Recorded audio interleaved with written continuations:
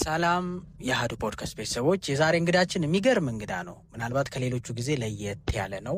ስለ ገንዘብ መረዳት የምትፈልጉ ሰዎች፣ ምናልባት ከሀገር ውጭ ያላችሁ፣ ሀገር ውስጥ ያላችሁ፣ የራሳችሁን ቢዝነስ ጀመር የምታስቡ ሰዎች በደንብ ብትንትን አድርጎ ያስተማረን ኢኮኖሚስቱና የብዙ ቢዝነስ ባለቤት ከዛም በተረፈ መጽሐፍ ጸሐፊው ጌታቸው ጳውሎስ ጋር ነን። ሆፕፉሊ ስለ ገንዘብ፣ ስለ ቢዝነስ፣ የራስን ስራ ስለመጀመር አጠቃላይ ብዙ ነገሮችን አውርተናል። እንደ ትምህርት እንድትማሩበት ነው ይህንን ፖድካስት የሰራ ነው። ይመቻችሁ። ይሄንን ሁሉ ከዩኒቨርሲቲ የሚወጣ ሰው ወይም ደግሞ 10-12ኛ ክፍል ጨርሶ ያለውን ሰው ሊሸከም የሚችል ኢንቨስትመንት ኢትዮጵያ ውስጥ የለም። ትልልቅ ኢንቨስትመንቶች ኢንተርፕሪነርሺፕ ላይ ከሞቲቬሽን ይልቅ ዲሲፕሊን ነው የሚያስፈልገው። ቢዝነስ የመኖር መብት አለው ልክ እንደ ሰው ልጅ ስትል ትሰማለህ ብዙ ቦታ። ምን ማለት ነው? አንዳንድ ሪስኮች፣ አንዳንድ ፌለሮች እንደ ፎቢያ ይሆናሉ እኮ አንዴ ከመቱ በኋላ እንደ ፎቢያ ነው የሚሆኑት። በቃ ወደዛ ኤሪያ አንቀጠቅጣል ራሱ ማሰብ አትፈልግም። ዶላር አሁን በዚህ ደረጃ ሁሉ ነገር በዶላር እንዲይዝ ኢትዮጵያ ውስጥ የሚኖር ሰው ራሱ ያለውን አቅም በዶላር እንዲቀይር ያደረገው የነሱ ገንዘብ ምንድን ነው ለየት የሚያደርገው? ሀብታም አያደርግም ተቀጥሮ መስራት። የፈለገ ያህል ደግሞ ብትከፈል የትኛውን ሀብታም አያደርግም። ሁሉም ሰው ነጋዴ ሊሆን ይችላል። እኛ ሀገር የቢዝነስ ዳይናሚክሱ በጣም ከፍተኛ ነው። የሆነ ወቅት ላይ በጣም አዋጭ የነበረ ቢዝነስ 2 ዓመት 3 ዓመት በኋላ አዋጭ ላይሆን ይችላል።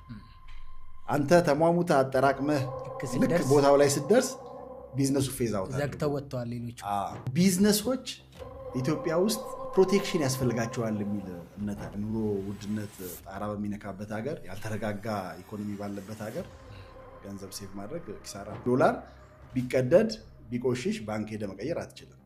የኛ ገንዘብ ግን በጣም ተጨማደው ምን ብሎ ባንኮች ይቀበላሉ።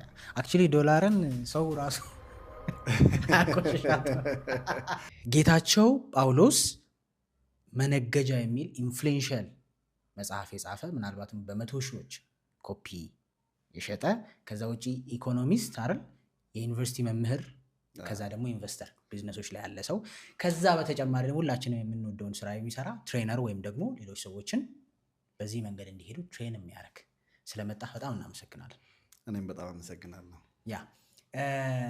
ዛሬ መጀመር የምፈልገው ምክንያቱም በጣም ስለ መጽሐፍ ማንኛውም ፖድካስትን በደንብ ሲወራ ሰምቻለሁ። አሜዚንግ ፖድካስት እንትን መጽሐፍ እንደሆነ ብዙ ሰዎችም ሜንሽን እንደሚያደርጉ ኢትዮጵያ ውስጥም በደንብ ሰዎች ጋር የደረሰ መጽሐፍ ነው መነገጃ የሚል። ምናልባት ፎቶውን እናስቀምጠዋለን እዚህ ጋር፣ ለሚፈልጉትም ሊንክ እናስቀምጣለን።